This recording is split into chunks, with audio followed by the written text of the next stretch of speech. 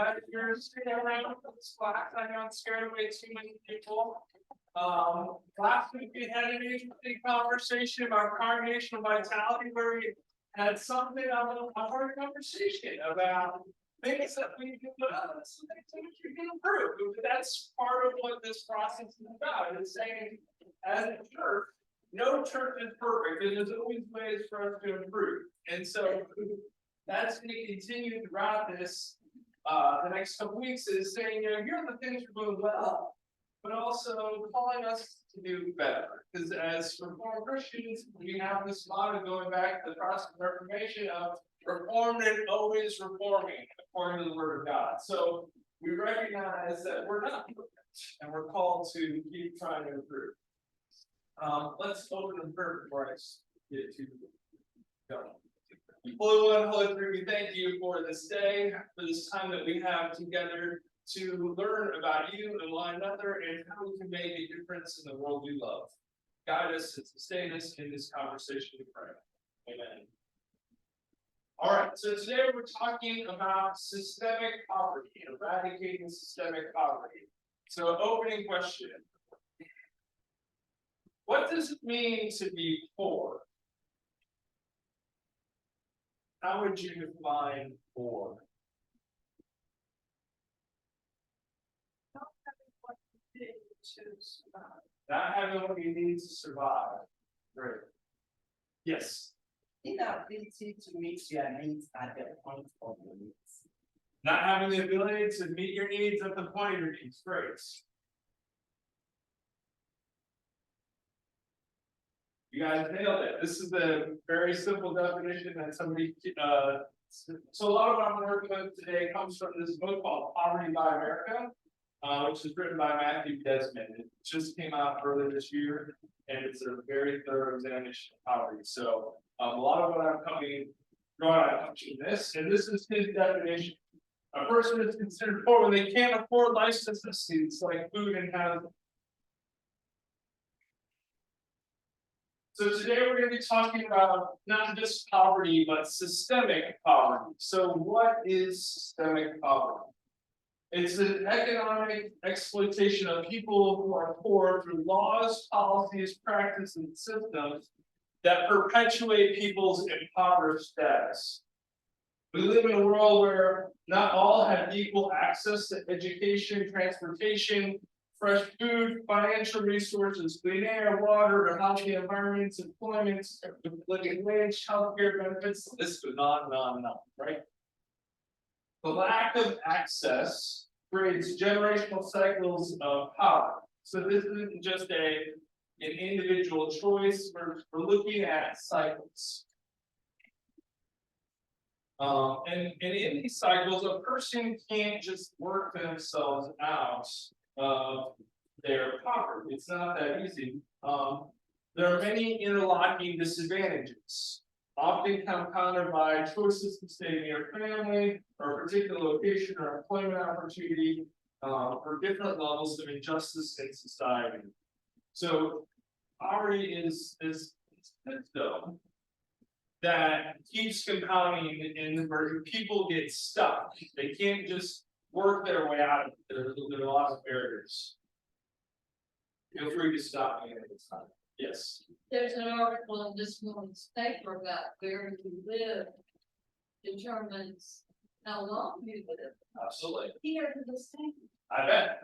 Yeah. That's fascinating. I'll have to look that up. Thank you. Yes. I think in addition to that, your food and housing, poverty is when you can't have health care. Right. Not much else works if you're sick. You can't get the medicines that help you. Right. And so there's a lot of these overlapping things that come into play.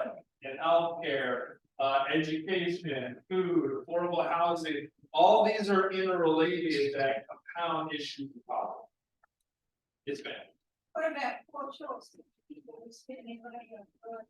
Yeah, sure. Poor choices certainly play a factor in poverty, but what the studies have shown is that the poor choices usually come farther down the line because they're in these systems that then lead them to poor choices, which reinforce their power.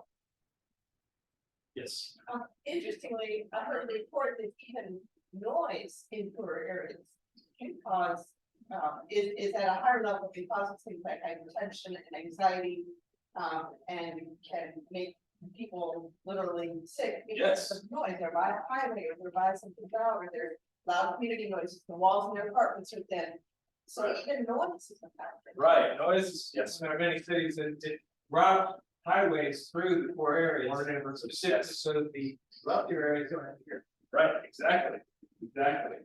There are all these factors coming together, so that's what we're looking at today. So why are people poor? Poor choices was mentioned as an option, and that is a part for some people, but there's a myriad of reasons. So it's people live in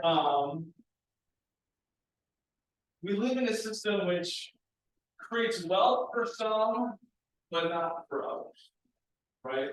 Capitalism, the point of capitalism is to make money, right? That's the goal. Companies to make money for their investors. Well, in capitalism, there's always a cost, just like in anything else. If the investors are making all the money, then it's not going to the workers or to the consumers. So there is a cost trade-off. Now, that doesn't mean we just get rid of capitalism, but this is about looking at ways in which we can improve our systems to help those who are most at risk in our society, the people on margins. So this says wealth often accrues on one side of the equation. So it's the people who are the manufacturers, the owners, the leaders in the industry who get the profit, and that is not distributed fairly. It's shared with people who are less well off. Yes, ma'am. Do you consider war being a relative term? Yes, but in a minute we're going to get to some the government has set definitions of, like, there is a poverty line, and there are some definitions for, like, certain threshold economic thresholds. But poor, going back to that earlier definition, is if you're not able to afford what you need, then that's a fluctuating thing, because you might be able to afford food and housing, and all of a sudden a medical situation comes up and you can't afford that. So you weren't necessarily considered poor before, but all of a sudden you are, because there's a different situation. So it's fluid, and it's not, the government has these lines, but that's because it has to have some way of measuring it across the country. But yeah, it is fluid. Good question. One thing that bothered me a lot over the years is people complain about, well, it's not working. Which they like to do, they're well organized and so on and so forth. But the thing about that is, if you have 2 children and you cannot afford to get child care, because you don't make enough money, child care plus this having Right. and that's always problem. It's problem. Yeah, and have 4 child care. I mean, that would go up to the United States. So we'll get into some of these issues. I've got a story in a couple slides that'll kind of tie a lot of these things together. So you're hitting some of these early, which is good.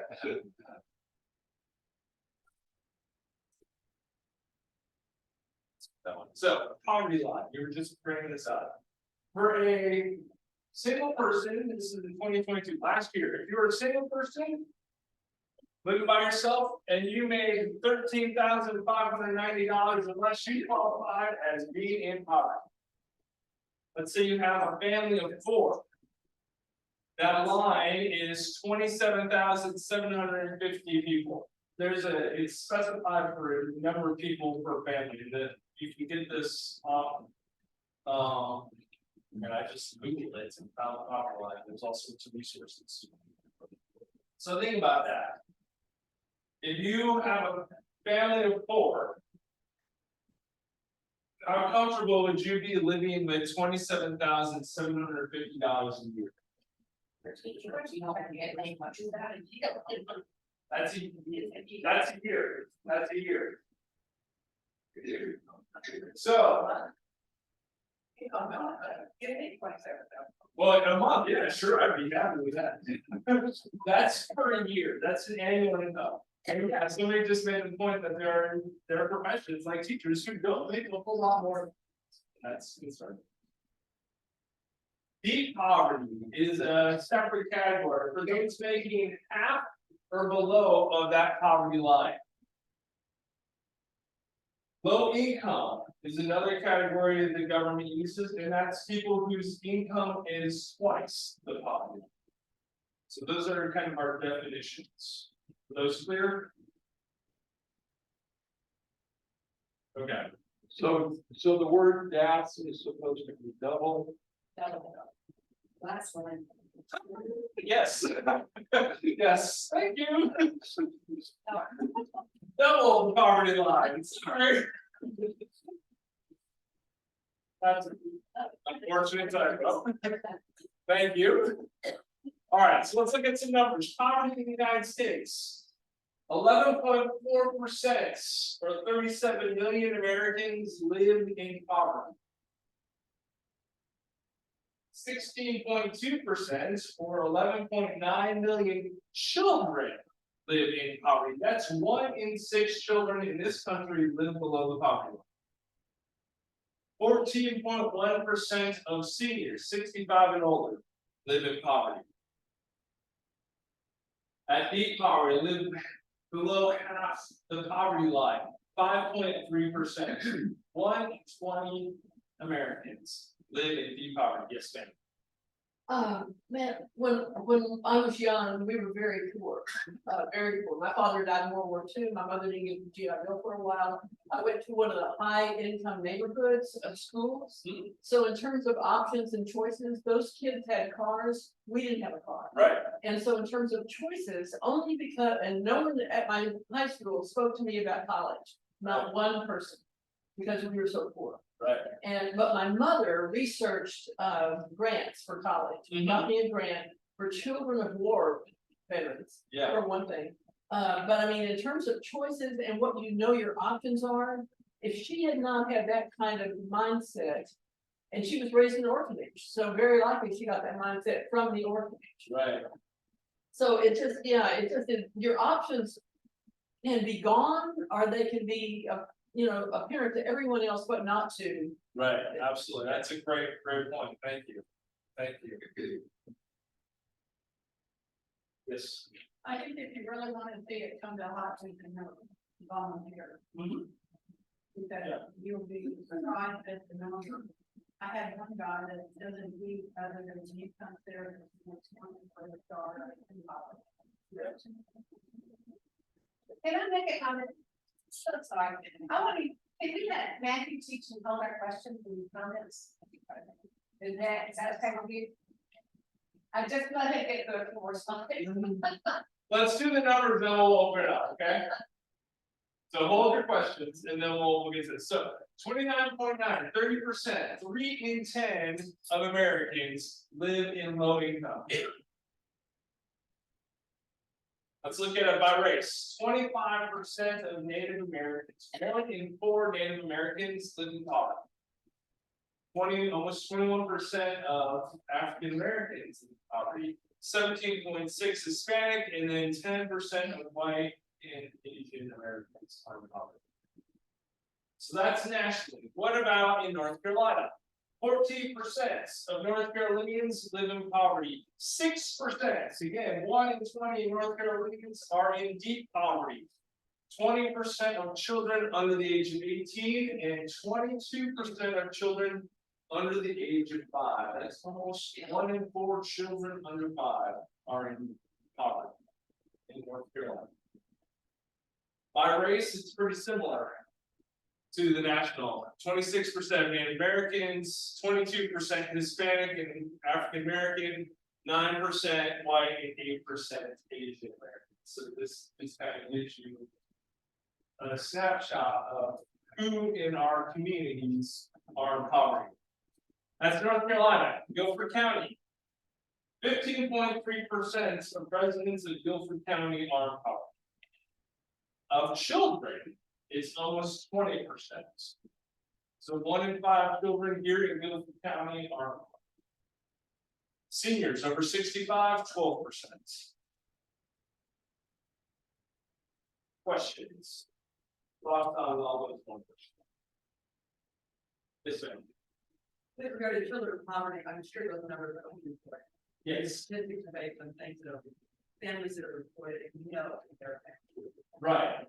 Absolutely. That's a very good point. These are based on the numbers that are reported. Because there are lots of people who will not self-identify, will not respond to surveys and like the census. That's okay. So we just don't know about it every day. 1971, I taught at Saxophone in Alamance County. When the doors opened on Monday morning, we had an influx of about 100 students to use the bathroom. They didn't have indoor plumbing there. I offered one little boy a package of dabs. He ate paper and all. Wow. Yeah. Heartbreaking stories. Yes, in the morning.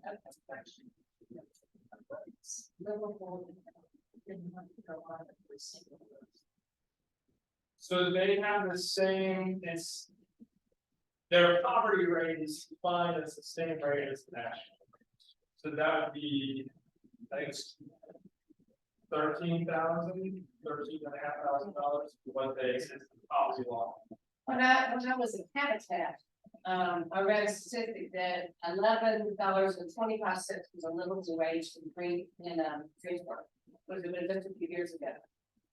It took me a year to think and go, and this was, I was part of the system. I mean, but it took me a year to go and say, what is the lowest income worker at Habitat? And it was $10 an hour entry at a preschool, and I automatically raised it to 11, because absolutely everybody, but here was Habitat, and I had to ask that question. Right. So, and I think that happens so often, even in these nonprofits, you're trying to do good. To ask them the questions of what is, so it's $11.25 a few years. Yeah. Several years ago, the United Way, did an analysis of what it takes for the way to go by and income and how everybody recently and how efforts something like that. And somebody else may have.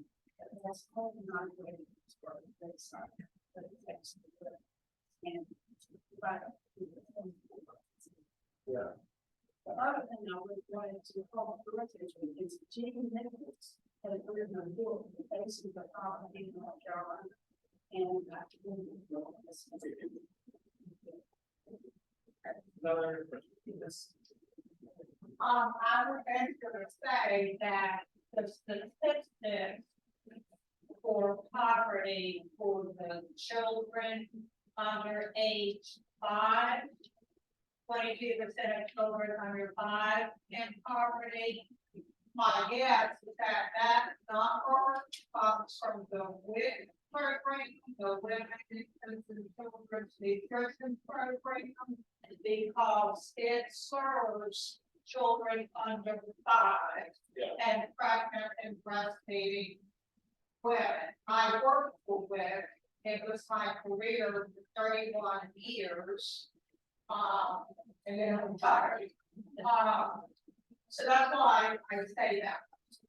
So statistics like that come from programs, which is a wonderful program, providing food, nutrition counseling, that's not the evaluation, and so forth. Not many programs are ready to go. So that was so statistics like that would come from programs, but and you know, there's food stamp program, you know, the people have to qualify for anything. And with you either have Medicaid or be below 180%. So those were the financial guidelines. Yes, well. The United Nations use what they call a Gini, GINI index to measure all countries about how poor people and how far apart poorest people are from the richest. We have dropped the number 38 on the list. 37 countries above us and have much closer equality between the richest and their poorest people within the country. We continue to drop decade after decade. And I recall countries are more equal than others as far as distributing. Interesting, thank you. All right, I want to tell a story. The story I made up, full disclosure, but it draws on other people's stories. And it's a story of poverty. Poverty isn't just numbers. It's, you know, it's sobering to look at those numbers. That doesn't tell the story of what people are going through in their daily lives. So this is a story of poverty. Again, I wrote it. Yeah, actually, so imagine that you're a single parent with 3 young children, struggling to make ends meet. You work 3 different jobs for a combined 60 hours a week at minimum wage. Who knows what minimum wage is in North Carolina? $7.25. You would love to work more hours at any of these jobs, but none of your employers will increase your hours. So you could give up one of your jobs. So let's say you could work 40 hours at one and 20 hours at a second, then you could get rid of the third. That'd be great. But none of the employers will do this because if you work more, they'll have to give you benefits. At a minimum wage for 60 hours a week, you will earn $22,620 then. Before that, taxes. So before taxes, and that's working 60 hours a week. Think of that. You have no savings because all your money goes to housing, food, and other necessities like a cell phone and a car to get you to work. During the summer and during school holidays, you have to figure out where your kids are going to go while you are at work. You have a bank account, but because costs are so close to your income, there are times when you accidentally overdraw your account. Each time this happens, the bank charges you $35. $35 you can't really afford. One month, your car has an engine problem and won't start. You call the tow company to take it to the shop, and you miss a shift of work. All of a sudden, things are getting tight in a hurry. You lost part of your paycheck because you missed some hours of work, and you had to pay $468 for your car to be repaired. It was a cost you had to pay because you need your car to get to work. With the missed income from the paycheck and having cost of car repair, you aren't able to pay your rents in full. The next one. Your middle child has to go to the hospital. They're having trouble breathing. Turns out there is some black mold in the apartment that you rent, and they've inhaled it and it's caused damage to their lungs. You spend 3 days and 2 nights in the hospital and you have no health insurance. Your mom comes to help you out, staying with some with the child in the hospital, some with the other children. But she has other responsibilities, so you have to take more time off work to be with that child in the hospital. Your supervisors at your 3 jobs are understanding and supportive. They want you to succeed. They want you to take care of your family, but you're still missing the income from missing those hours. Your child comes home, and 2 weeks later, you get the bill from the hospital. It's a staggering amount, and you're already behind on your rents and missing income from your paychecks. And so in your desperation, you go and you get a payday loan. Oh, everybody here has the same rate. You're desperate. You borrow $400. Short-term loan, and when you pay it back next month, you will owe $440. Next month comes, you don't have the $440. But see, the trick with the payday check allowance is they get your bank account information, and so they take the money out of your bank account. You don't have it in there. So you're overdrawn, you get hit with another $35 overdraw fee. You didn't realize that the payday loan service is going to do this, and so you go and you buy groceries, you go and fill up your car with gas, and each transaction you get hit with another $35 overdraft. The bank sees this activity happening over and over again, and they close your accounts. You're deemed by the financial institution as unreliable investment. You're too risky. Now, in order to cash your paycheck, you have to go to a place to collect and cash your paycheck for a charge of $4 for each paycheck. It's the actual cost. Seems like a small amount, right? $4, not a big deal. But remember, you're working 3 jobs, so each time you get a paycheck, that's $4 from that. So it's $12 each pay period. That's $12 each pay period that doesn't go into your pocket, and you're already behind on your rents. You're already behind on your medical bills, and everything else is piling up. Just a few months ago, you were struggling to survive, but everything was stable. But now, through 2 events, you are about to be evicted because you have fallen so far behind on your rent that your landlord says that you have to pay for get out. Perhaps a family member or a friend will let you and your kids crash on their couch. Though if they're renting, this is risky too. Because if their landlord comes in and finds your family there, all of you will get evicted. Maybe you'll end up living in your car. Maybe you'll lose the car and you'll end up on the streets. In just a few months, you went from being struggling to survive to being homeless. What sticks out to you about this story? It's real.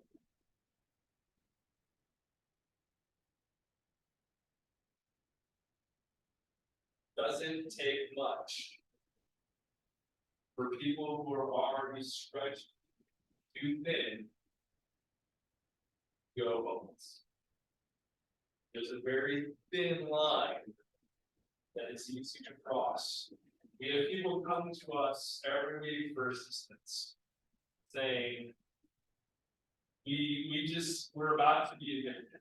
Can you help me pay part of my rent, part of my utility bill, so that I can have heat in my apartment, so I can still have an apartment to live in? Urban Ministry uses up their emergency assistance funds. They have them out each month. They use up those funds in about 10 days. Then the rest of the month, they have to turn people away. Are these people of color? All people. All races. Yeah. Yes, ma'am. The story doesn't show bad choices or any options. Yes, that's right. Just go down. Right. There's no alcohol use in this, there's no drug use in this. This person can't afford this. If you were to add alcohol, or we don't have it. Yeah. Cost goes up. One thing, why, so the question that often I hear is, why do people turn to drugs then? If they can't afford their housing, they are experiencing pain. They don't have medical. They don't have access to the hospital, and alcohol and drugs is often a way that they use to numb the pain they are feeling, both physically, emotionally, and spiritually. So it's numbing to, it's a survival. Does our church have funds that help someone? Yeah. Yeah. So like this grant, for example, does our church send a grant to the apartment? Yes. as opposed to giving it? Yes. So that's a great question. So if somebody comes in here asking for assistance, I do not write a check or give them cash to that individual. They have to bring in their bill from their apartments. And then I will submit a check request that will be sent with a copy of their invoice. The check will go directly to their link. And it will have their information on it, so it goes to the right person, right? So we have ways of helping people that come in. And we do this multiple times a month, if you're giving assistance to people in that situation. But our money is finite also. Yes, it is. It is. So we have to make choices. So it's the pastor's discretionary fund. And so you and Jill and I have to think of it carefully and talk to people and make a decision about who we're gonna help and who we're not. And, you know, government agencies and urban ministry have like these strict guidelines that you have to meet to qualify for that. For us, it's we don't have those, which is nice. Because we can say, okay, you may not have this documented for this particular thing, but we can see that you already can offer some. But there's times there's really it's too much, our resources are only too. Yes, sir. I think there's solutions to each of those things that you're presenting. Yeah. But church doesn't control it. Right. And a lot of what we do is band-aid. Yes, sir. That's perfect. That's a great observation. There's a lot that can be done. This book that I was just talking about, it talks about like the first 6 chapters is about laying out the property, and then I haven't finished it yet. But then the subsequent chapters are what can we as a country do, because it's bigger than this particular nonprofit or this congregation. It's a bigger issue.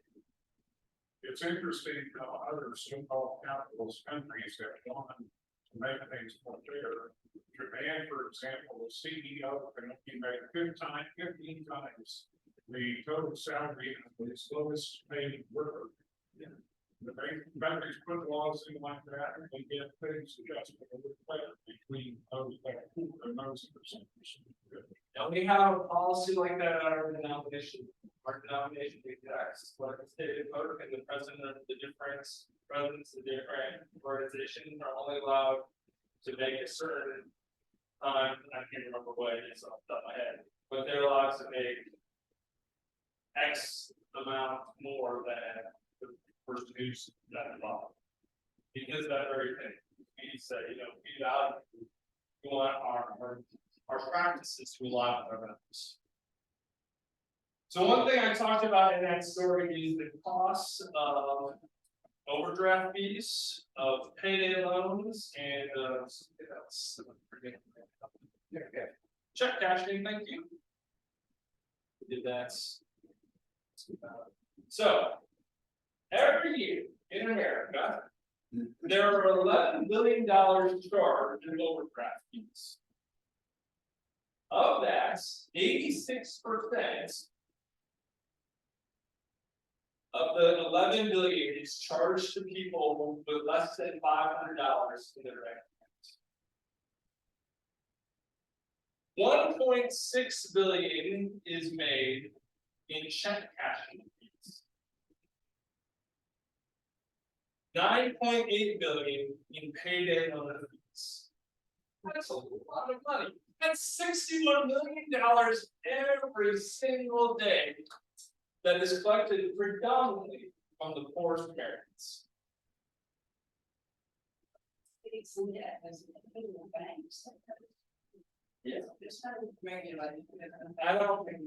I don't know if there's. I don't know if that's talking about.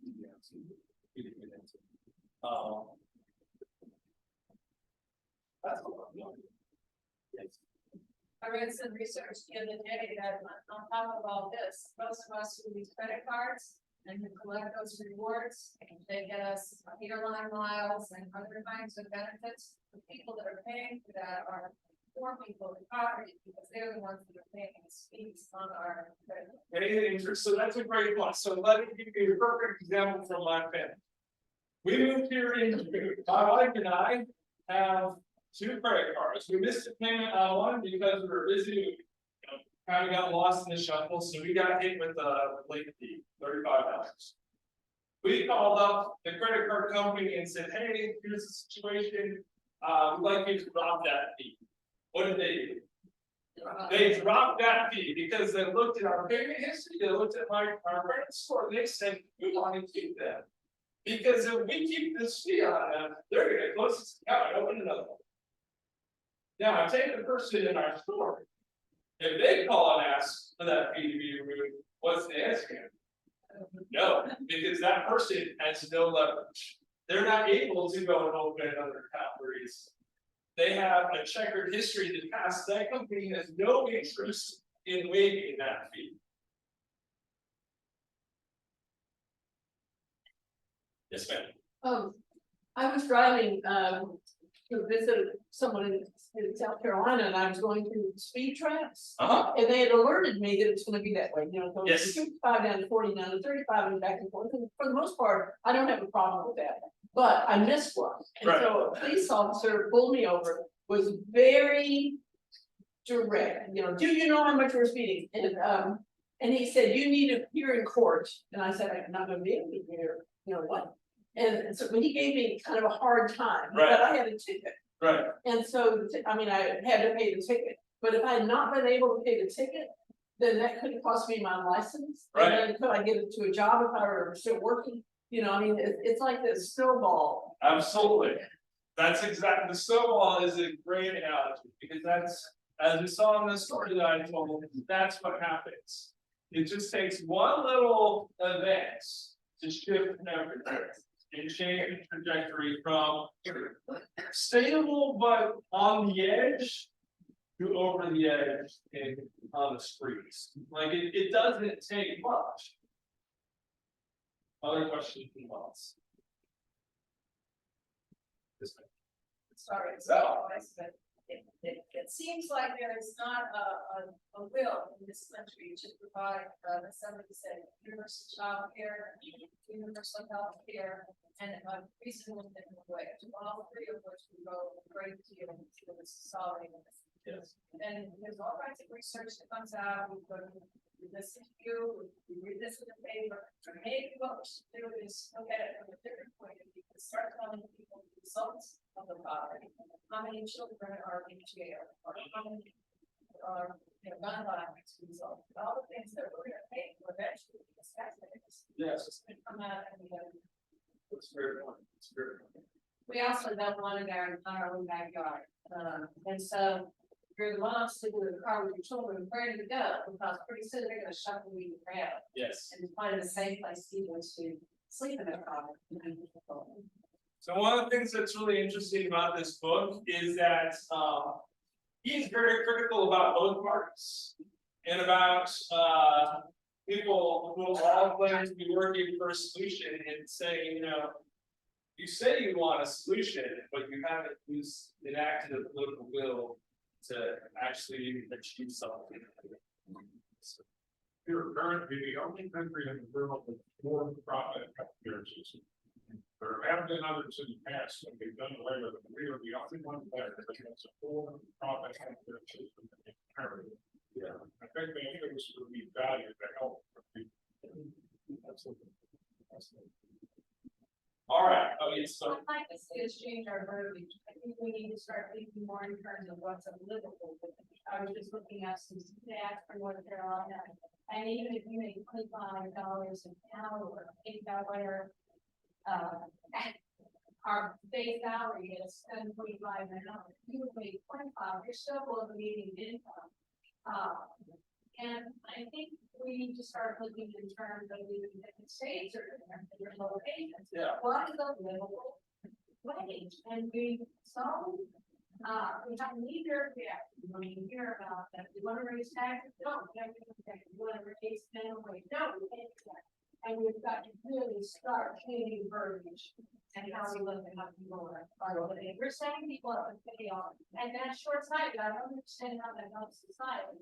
They have a segment of society. Yeah, I think we all want social benefits. But we don't necessarily want to pay for it.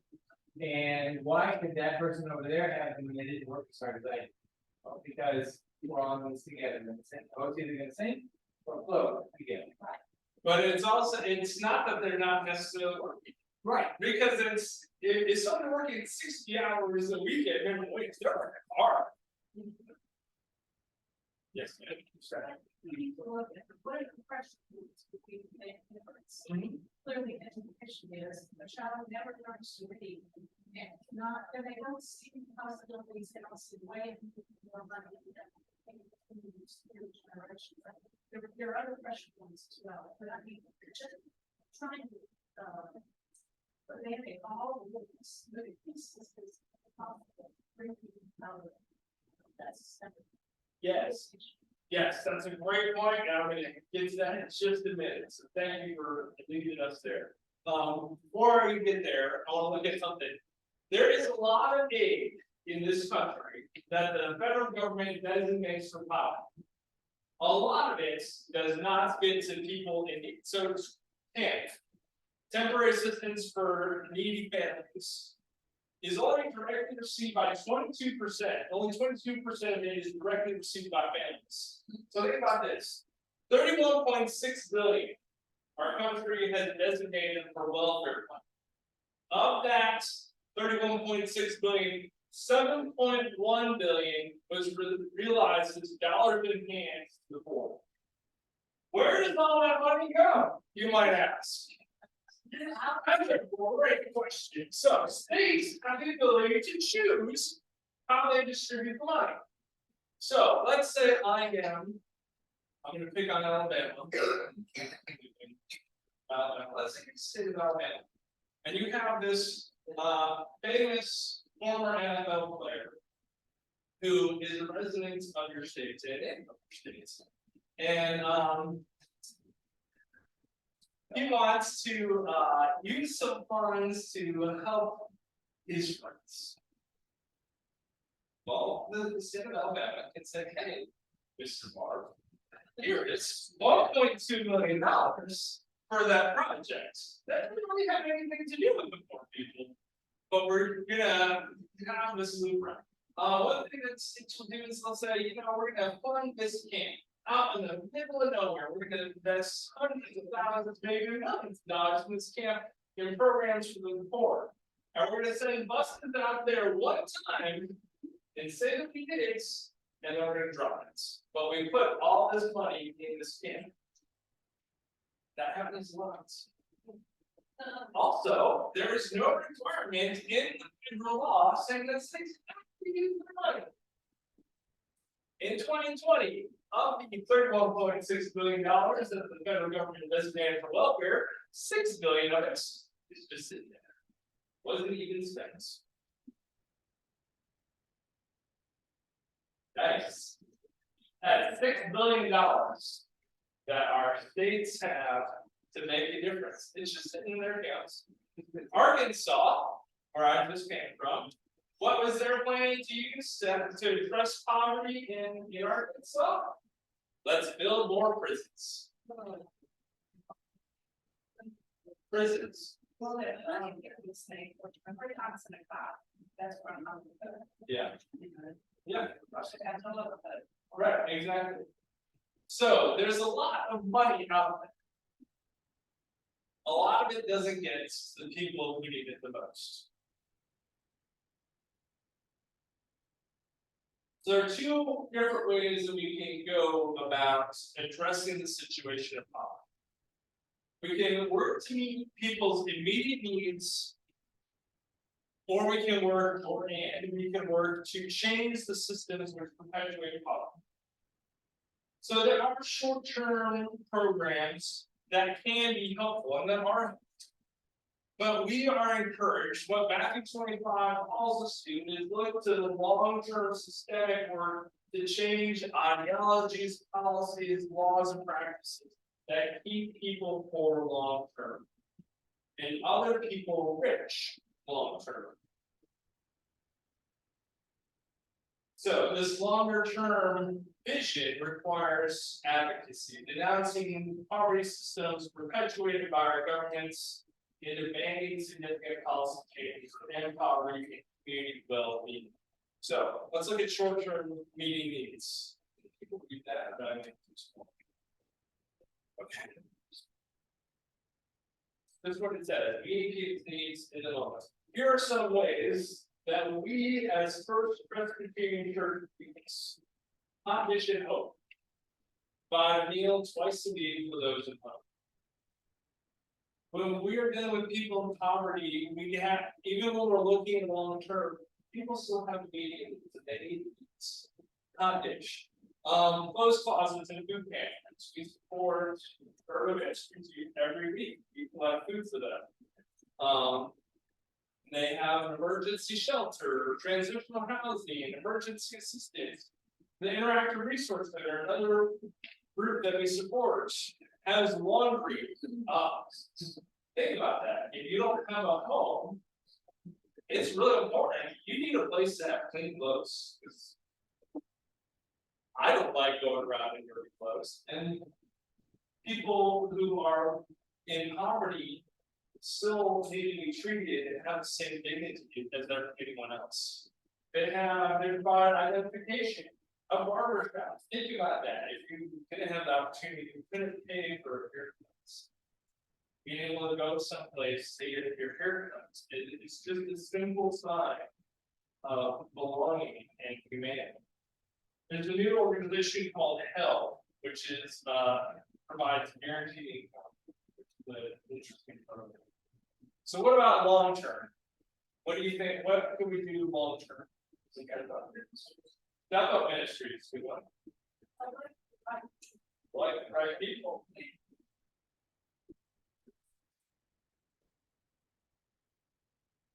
Pay for affordable housing and not resistant if it's coming here where you live. Yes, I'm here for rural housing. Don't resist it if it's coming to you. So, going back to the church I was serving in Arkansas, we were looking at taking our fellowship hall, which is bigger than the Life Center. Boggles my life. And we weren't using it. It had been built 30 years ago. We've never really used it. So we're looking at ways that we could turn it into transitional housing for low-income families. All the neighborhood, all the neighbors came out against it. Not in my area. Yes, ma'am. And one thing is education Education.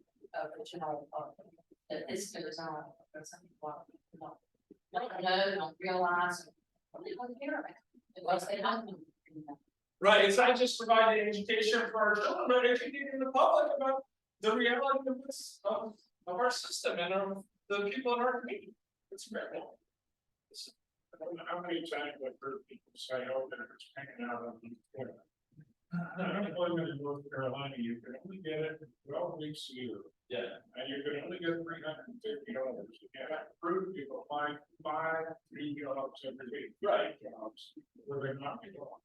And you gotta start all over again. So 12 weeks of unemployment and then wait till next year. Right. That's it. People are missing the point about how many people they think are missing on unemployment. Absolutely, good point. Housing, that was just brought up, that's a really important point. So one thing that the church is doing is looking at what can we do with this big, not attractive building that we have in the back of our property. And one of the key area that we're looking to do with that is how can we do affordable housing? Not an emergency shelter, but long-term stability for individuals. And that's using our resources. That's something we can do. This can shut up.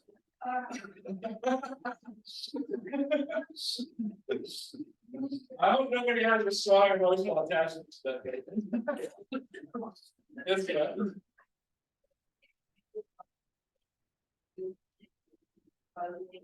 It won't be resold, then we give it to people who need it.